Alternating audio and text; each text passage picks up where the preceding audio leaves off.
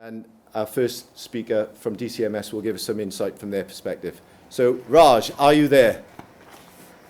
Hey! Okay. Thank you for that build up. Yeah, thank you, and thank you to Peter also and his JRC team for inviting me to speak to you today. And I'm sorry that this year I haven't been able to attend in person. So, but I'm pleased to be able to talk to you. So, I'm hoping you can hear me okay. So I joined DCMS, that's the Department for Digital Culture, Media and Sport, about 5 months ago. And as the name suggests, we are the lead government department on digital policy. That is to say, our role is to promote economic growth and productivity through improved digital connectivity, expand the use of data and digital technology, and increase innovation in that, while also minimizing digital harms. And in terms of my own role here at DCMS, my role is to lead our work as head of Spectrum on Spectrum Matters. So an important facets of that is to work closely with Ofcom, which of course, as you know, is the UK communications regulator, including on Spectrum, and also to coordinate with other government departments, our fellow government departments, on their interests in Spectrum. I think some of you will know me from my previous roles outside of the government sector, possibly at Tech UK, and most recently working for a large systems integrator on the design and implementation of wireless networks, including for the utilities. So I have a strong interest in utility communications and spectrum.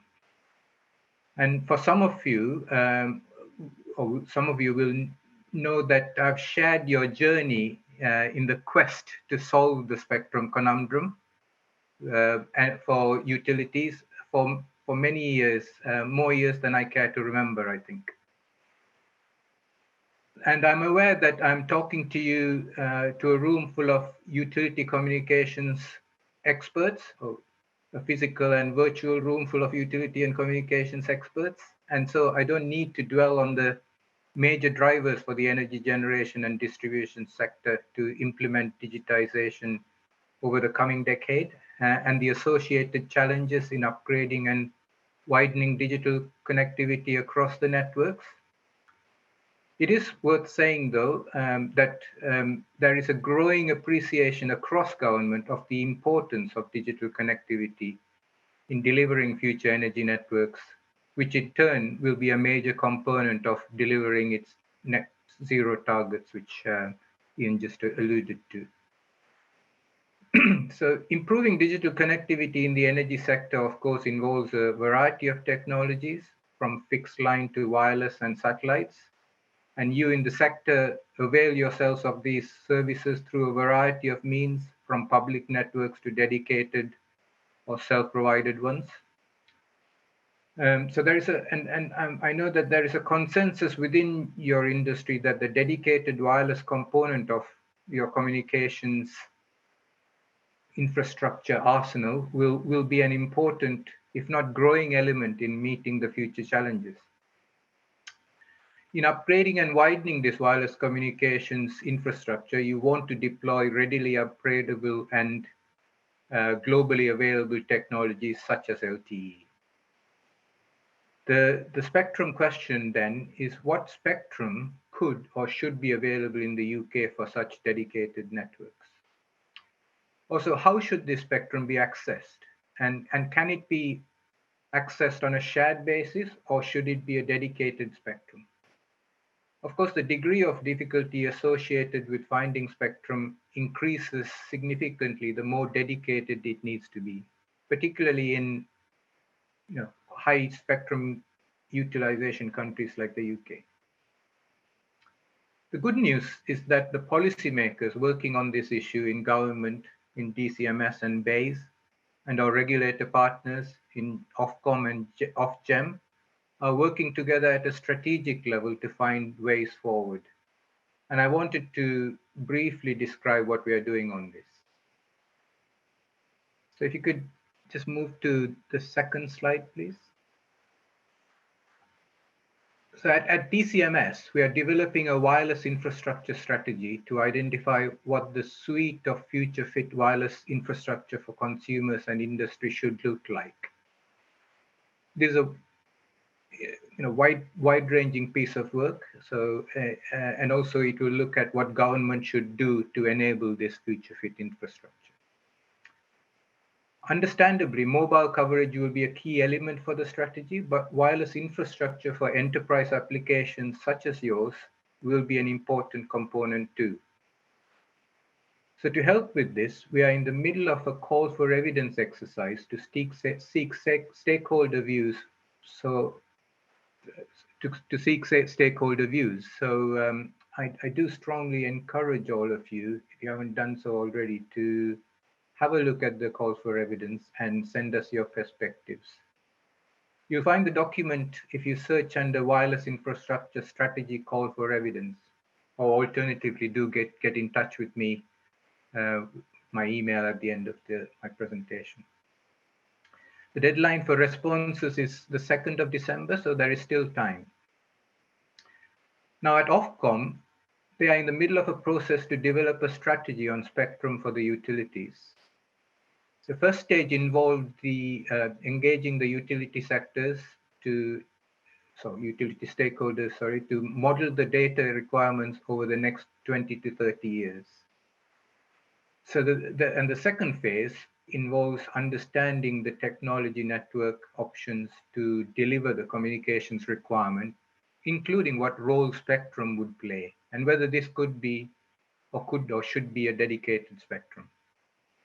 Depending on the outcome of this second phase, Ofcom would consult stakeholders on any spectrum management proposals.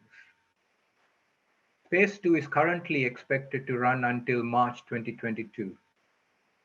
An important consideration for phase 2 will be the outcome of the study being commissioned by BEIS, which I'm just going to go on to next. So BEIS, that is the Department for Business, Energy, Industry Strategy, and Industry Strategy, as the name suggests, has a crucial interest in this. It is going through a tender exercise just now for a risk assessment-based study to identify a number of things: the current and emerging use cases in UK energy generation and distribution networks, which will rely on radio communications, the extent to which these use cases can be accommodated by existing solutions, including through public mobile services and existing spectrum provision, and then those use cases that do not. So those use cases that risk not being accommodated by such existing provisions, and hence the mitigation options that may be needed for addressing these risks, such as through dedicated wireless infrastructure and spectrum. And I know that JRC yourselves, you conducted a similar study, which I think you'll be hearing about later, and so that would be of very much interest as well. So in doing this study, the BEIS study, the study will look at international examples and lessons from around the world. This work will, as I said, feed into Ofcom's utility spectrum strategy development. And then finally, but not least, Ofgem participates in our strategic discussions to ensure that its regulatory approaches take account of these developments.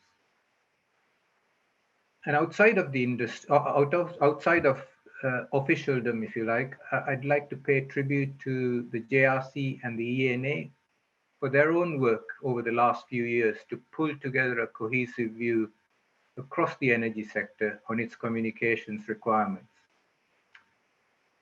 Of course, if I had my previous industry hat on, which I should say I do not currently, all this work couldn't come too soon.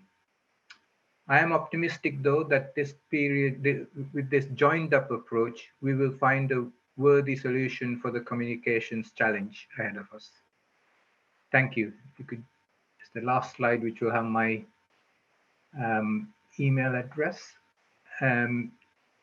I'm very happy to take some questions or participate in discussion. And also, if you would like to get in touch with me, the email is there. And also, I've just put some details about the call for evidence and the base study. Thank you. Can you hear me okay? Yes. So on the basis that we're ahead of time, would you be okay if I went to the floor for some quick questions? Now, before I come to the floor for questions, if we don't use a microphone, the people who are working remotely won't hear you. So if you just bear with us.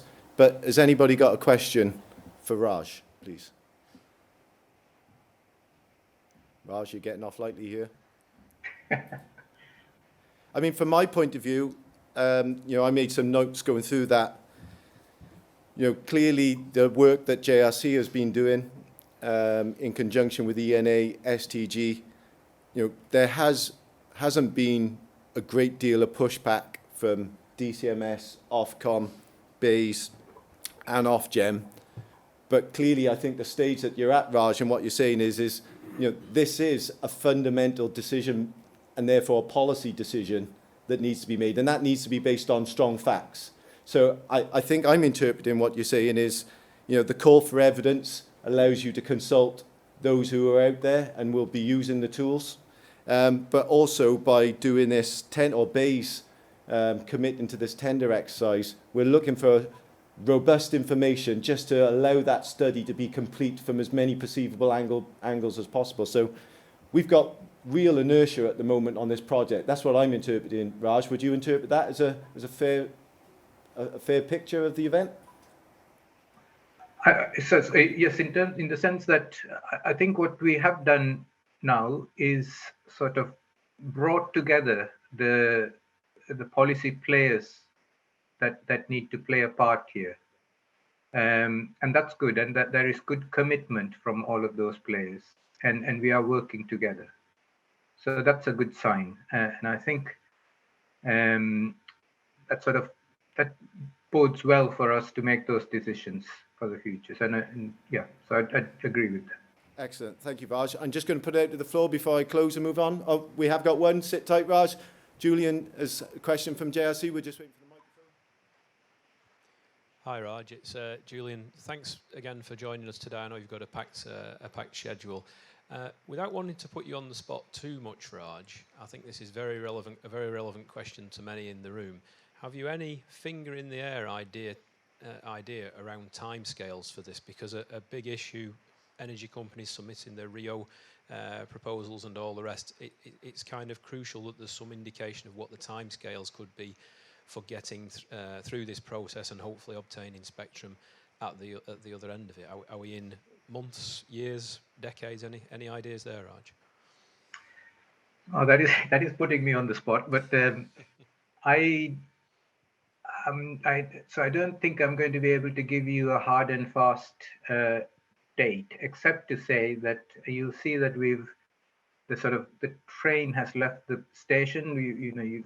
I mentioned that Ofcom, their phase 2 of the study is expected to end in March, and that will be quite useful, and that will give you some pointers as to what might be possible. And the base study, which should get underway very soon, will also contribute to that. I can't tell you sort of precise timescales, but the fact that Ofgem is also involved here, so they are very much aware of the sort of trajectory, and so that should help kind of dovetail things with the Rio process.